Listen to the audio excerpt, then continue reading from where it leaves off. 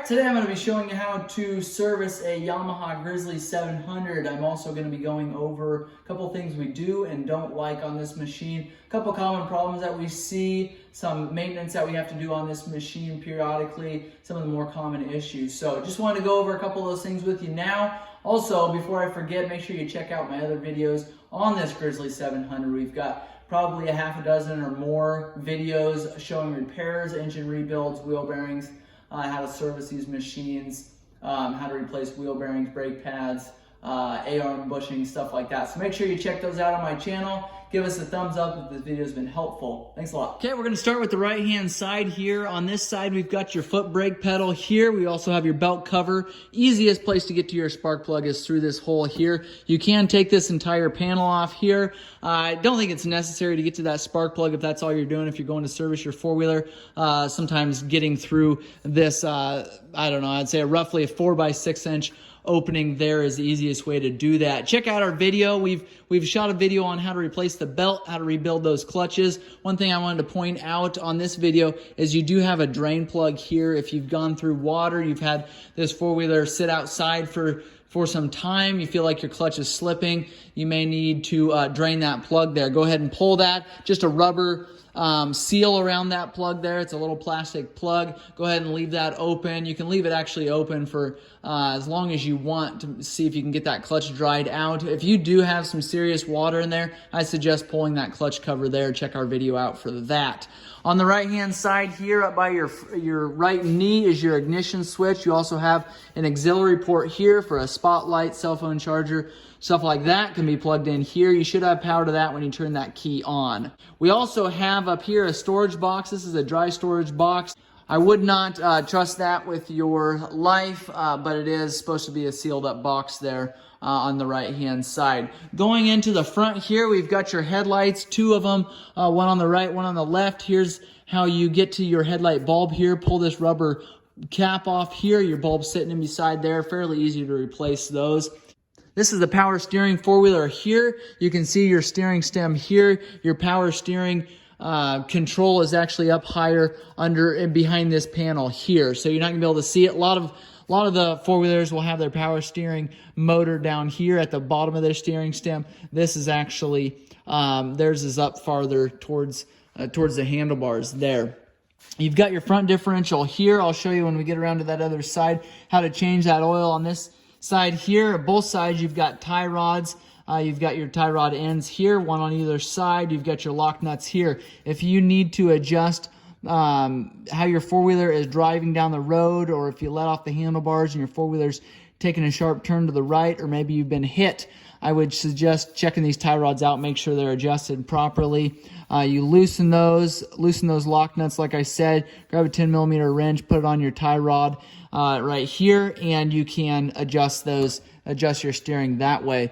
You've got your front shocks here. This is called an independent suspension four-wheeler, so you've got a shock for every wheel there, and these are adjustable as well. I believe there's 5 different settings, possibly 6 different settings, depending on what you're using this four-wheeler for, or if you've got a lot of weight sitting on the front or on the back of this four-wheeler, you can adjust those shocks accordingly. We've done a video on those.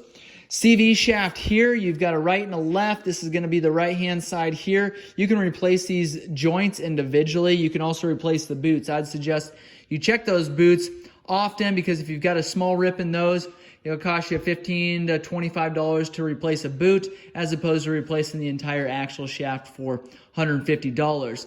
I realize they make cheaper axle shafts than that. Check our video out on comparing unbranded axle shafts with genuine quality axle shaft. Make sure and check those out before you go and you spend $29 on a brand new axle shaft. The other thing, you've got your upper A-arm here, your lower A-arm here. This is an A-arm guard here. They actually protect not just the A-arm, but it also protects the CV shaft boots there.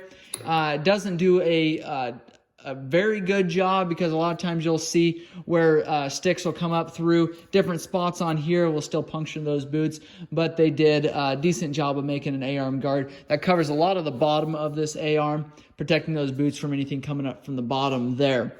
You've got dual hydraulic front brakes there. You've got a caliper on either side. You've got your right-hand side here, your left-hand side over here. Obviously, brakes on either side, wheel bearings, and we replace those We've done different videos on the front end of this machine as well as brake pads. On the front there, I showed you how you get to your bulb for your headlights here, but they're here. You want to make sure that those are cleaned out. You don't have water sitting in there, or it's going to cause some electrical issues and some discoloration inside those lights there. You've got your radiator up here. You've got a bumper here that's got some plastic trim as well. So if you break some of this plastic trim, that can be replaced individually. Your steel bumper, though, on the other hand, is all one piece, goes up to your rack carrier up here, but it does protect your radiator, which is in behind this plastic cowling here. You want to make sure your radiator is cleaned out from any dirt and debris or any kind of brush that could get stuck in there. Make sure you clean that out. Make sure your fan's working properly as well. I've done separate videos on the cooling process on this four-wheeler. Behind here, you've got a water reservoir here, a coolant reservoir, and you can see there's a high and a low, or a full and a low mark on there. You want to make sure you've got good coolant in there. On the left-hand side here, it's going to look as far as your A-arms, your tie rod, your CV shaft, your A-arms, and your shock. That's all going to look the same on this side as well. So I'm not going to go over every detail on this side like I did the other side there. You've got your four-wheel drive actuator here, or this is your differential lock actuator here. It actually locks all four wheels in, and I'll show you those buttons up when we get to the handlebars. But you've got a four-wheel drive, and then you have a differential lock, and there is a major difference between those. We've got your exhaust header here. Obviously, got two exhaust headers coming out of here. This is one unit. You order this from Yamaha as one header, although it does have two pipes coming out of there. You've got a coolant line running down here. This actually runs from your radiator up here all the way back down to your motor there, your water pump on the left-hand side of your four-wheeler there. You've got your radiator fan in behind here. Like I said, you'll make sure that spins freely. Make sure that's kicking on when you're riding that four-wheeler so your four-wheeler doesn't overheat there. Your front differential here, I told you I'd show you how to change that oil. You've got a fill plug on the right-hand side here of your differential. That's going to be a 19mm fill plug there. And then underneath, there's a hole in your skid plate there with an Allen bolt that you've got to remove to drain that front differential oil. Comment below if you want what I use for our differentials, front and the rear, and then also you can comment below on engine oil as well. I'll show you what we recommend. But you will want to drain it from the bottom there, pull this cap so that oil flows a little more free there. And then your fill plug there acts as your level, or your, say your dipstick, but it's not obviously a dipstick. So as soon as you put that bottom plug back in, you start filling this up with oil there. And once that oil gets to the bottom of this fill plug here, that is when your differential is full, has enough fluid in there, and that's exactly what you want, is that oil starting to come out that fill plug there, and then you've put enough oil in there. Going now to our left-hand side here, we've got your engine oil dipstick here. This also is your fill plug here. You want to make sure you check this periodically. Typically, you'd have a black cover that goes on here, and that protects this. It covers this up. You can also pretty easily remove this panel here if you need to adjust your shift knob that's on your left-hand side. A lot of times those won't go into gear properly, and you do have to adjust that rod. Check out our video on that, but you want to make sure that that's adjusted properly so you're going into gear like you should. Left-hand side here, you've got your exhaust canister, your muffler here, and this can be repacked. You've got 3 8mm bolts on the back here if you need to replace your end cap here, your tailpipe there. That can be replaced separately. Your oil filter, I forgot to mention that, is on the front of your motor here. So right above your left foot, your left toe on the motor is your oil filter. I like to remove that skid plate before I change that oil because it is messy and it will get all over that skid plate and will drop for a very, very long time. Oil on your floor if you don't get that oil removed off of that skid plate. Drain plug for this four-wheeler on your skid plate here. If you haven't removed that yet, you've got the largest round hole in your skid plate there is actually going to be where you drain your oil. That's a 17mm drain plug, and you want to make sure you've got a good size oil pan underneath of there if you have not removed this skid plate, because a lot of times when you pull that drain plug, it's going to have oil that splashes onto your skid plate. If you don't have a big drain pan, that oil is going to drip out from several of these different holes on this skid plate. You're going to cause quite a mess there. Going back to the rear of the four-wheeler, you've got CV shafts back here. Check those boots. Make sure you inspect those and replace those if you need to. You've got your rear differential. Here's your fill plug here. You've got a check bolt on the right-hand side of this differential that I'll get to. And then you've got an Allen underneath this differential as well. And you've got a hole in your skid plate to get to that Allen. You've got a place here to mount a ball if you want to pull a trailer or anything behind your four-wheeler. You want to make sure you pay attention to the weight capacity there. You've got your upper and your lower rear A-arms here along with your CV shaft axles. And some people would call these a half shaft. And you've got adjustable shocks right there. You've got hydraulic brakes in the rear. So you've got 2 calipers, one on either side of this four-wheeler. Some of the Yamahas don't have 2 calipers. They just have one on one side. I think the Kodiaks are that way. Okay, to finish out that service on the differential, so pull your Allen bolt that is on the bottom of that differential. You've got a check bolt that's here. This is on the right-hand side of the differential. And then go ahead and pull that fill plug up top here. As soon as that oil is completely drained, put that drain plug into the differential. Your fill plug here, start filling oil. When it starts dripping out, your check bolt on the other side there, on the right-hand side of this differential, you can go ahead and stop filling that full of oil. You can put your check bolt back in there. You can put your fill plug back in there. On the right-hand side of your four-wheeler, right above your rear tire here is your regulator rectifier. This is a major problem with the Yamaha four-wheelers, is the regulator rectifiers go bad. The nice thing is they aren't terribly expensive. There is 1 or 2 good aftermarket brands. Again, check our video out on the unbranded regulator rectifiers versus the genuine regulator rectifiers. There is a major difference in those. And I'll tell you right now, the aftermarket unbranded regulator rectifiers are complete garbage. I've seen more burnt up batteries, more fried stators, more fried CDI boxes, more fried components on the Yamaha ATV because people put these $11 regulator rectifiers on their four-wheeler. I would not suggest doing that. Go with a name brand. Rix makes a good one. Moose makes a good one.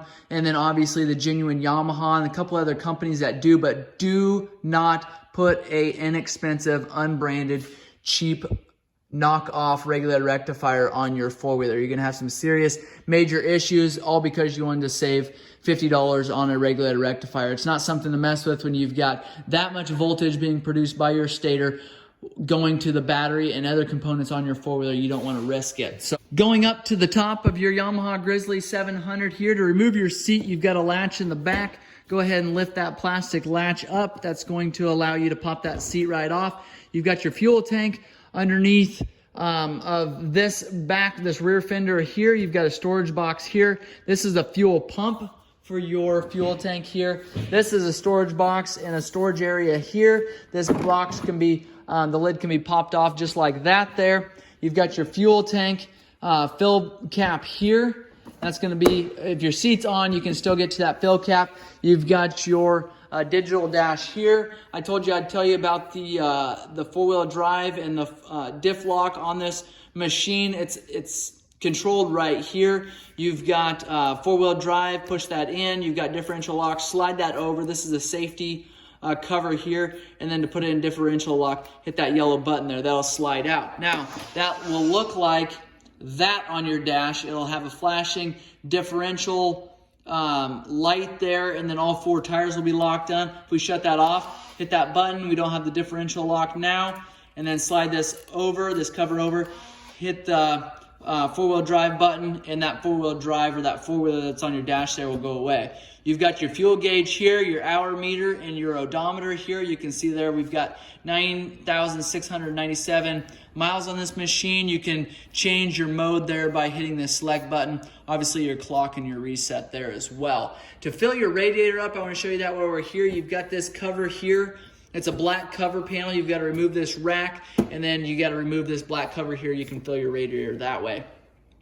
Hydraulic front brakes and hydraulic rear brakes on this four-wheeler here. Make sure you check your hydraulic brake fluid on both of these. There's a sight window here to make sure that you've got fluid in there. It says right here what you're supposed to use for your brake fluid up top here.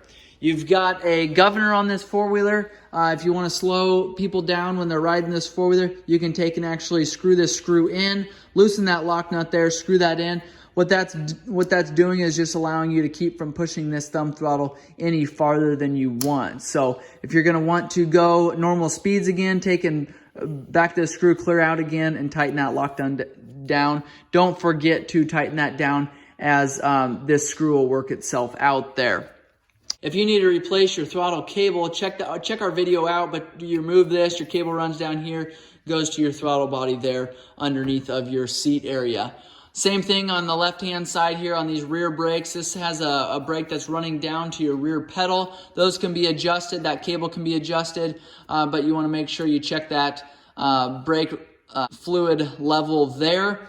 And then you've got a your left-hand switch over on this side here. Your lights can be turned on and off here, also high and low. You've got an on-off switch here. You've got your engine override here. So if you're going to want to be going fast in reverse, hit and hold this button there for as long as you want to be going fast for. It's a safety deal so that you're not going too fast in reverse.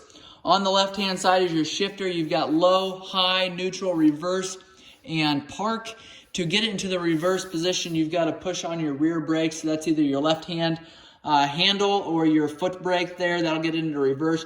Also, to get it into park, you got to do the same thing. To get it to high and low, you do not have to push in the brake to engage those into those positions there. Underneath of this cover here in the center, this center panel here, remove these two clips that are on either side here, and then there's two clips that are up top here underneath of your dash. Remove those. Underneath there is your air filter. Make sure and check and replace that periodically. If you have questions or comments on this Yamaha Grizzly, make sure you leave those in the comment section below. If this video has been helpful, make sure you like and subscribe. We appreciate you leaving a good comment. If you shared this video, if you found it helpful, we appreciate the feedback. If you want us to do other videos on this machine, obviously make sure and make that known to us so that we can get those done. We appreciate all you guys watching.